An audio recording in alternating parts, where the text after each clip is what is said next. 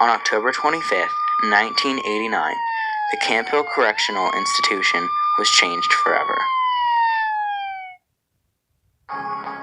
Nestled in the rolling hills of Cumberland County, Pennsylvania, you will find the Camp Hill Correctional Institution. It was originally built in 1941 as a facility for juvenile offenders. 34 years later, it became a correctional institution for adult offenders. The facility had 10 cell blocks, designed to hold 1,400 inmates. Due to an increase in inmates, modular dormitory housing units had to be added inside the compound. In 1982, the prison held 1,583 inmates, but in 1989, at its highest peak, the prison held 2,656 inmates, 1 month before the riot occurred. I think the basic cause was overcrowding. But it's politically difficult to spend money building prisons.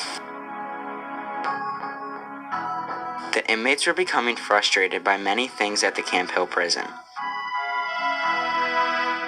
The Camp Hill prison had educational programs for the inmates, but not enough staff to accommodate everyone. Inmates were often idle because they were not permitted into these programs. At any time, there could be up to 800 idle inmates at the Camp Hill prison. That is roughly 1/3 of the prison population.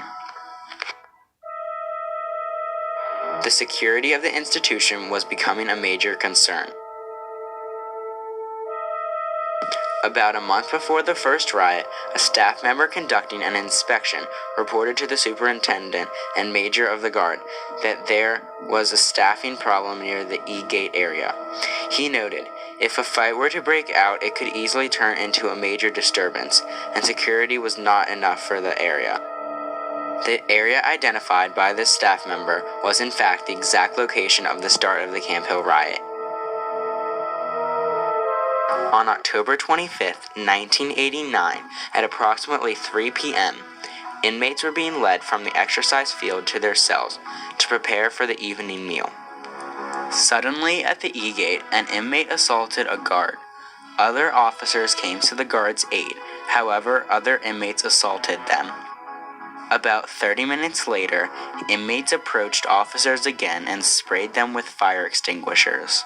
Inmates began to run freely through the compound. Some officers became trapped as others were being chased. There were 8 hostages taken, and some of the guards were severely beaten. Inmates began looting the compound and setting it on fire. Inmates holding the hostages began negotiations with Camp Hill personnel. Negotiations lasted about 2 hours. Inmates agreed to release the hostages and return to their cells. In exchange, they were assured that a meeting to discuss their complaints would occur the next day. The prison was a disaster. By the end of day 1, 36 staff and 7 inmates were injured. In the early morning of day 2 of the riot, guards observed inmates being able to get out of their cells. Unfortunately, there was no effort to clean the cell blocks of debris and weapons on the floor from the earlier uprising. At 7:25 a.m., a memorandum to the commissioner stated, "Damage is extensive. Extensive damage was done to the locking mechanism in H block, and it will be some time before the full extent of all block damage has been determined. However, initial evaluation is that there is major damage. Numerous keys, tools, knives, and razors have been lost and are assumed to be in the possession of inmates. The inmates, as promised, met with staff of the prison about their concerns, but inmates were frustrated by the meeting and believed nothing was accomplished. Later, staff saw inmates reaching through the bars of their cells and up toward the locking devices which had been broken the day before. I happened to be standing outside of a cell block when we looked down the cell block and saw the inmates getting out of their cells. They weren't supposed to be getting out of their cells. And what they did was they tripped the doors so they could get out at that time. Of course, all these inmates were coming out, so I was chased by inmates. When the inmates went back into the jail, the prison officials did not lock them in.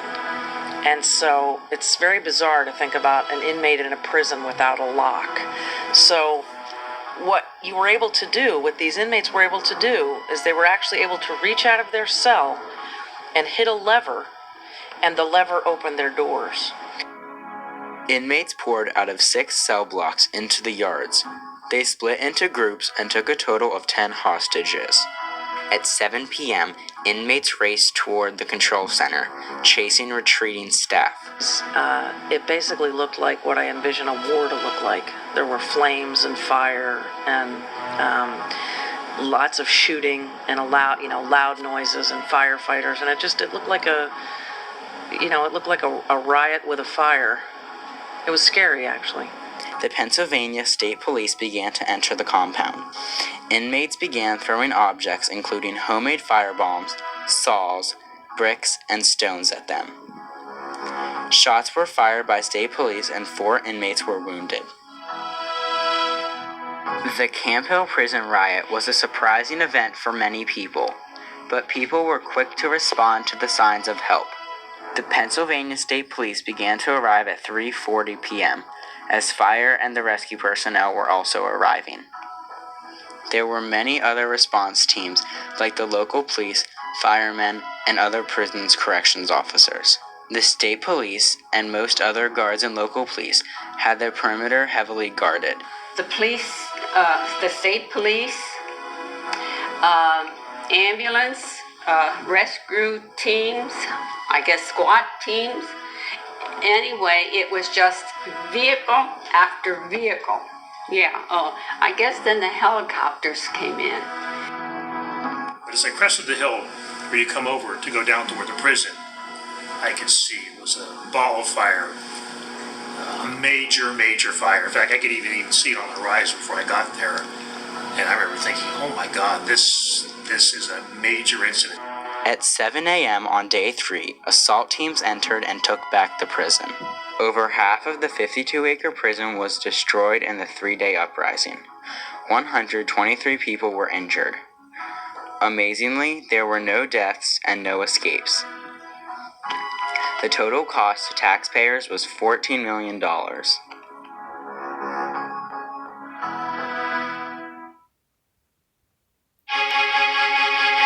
The Camp Hill prison riot will be remembered by many, although what has changed?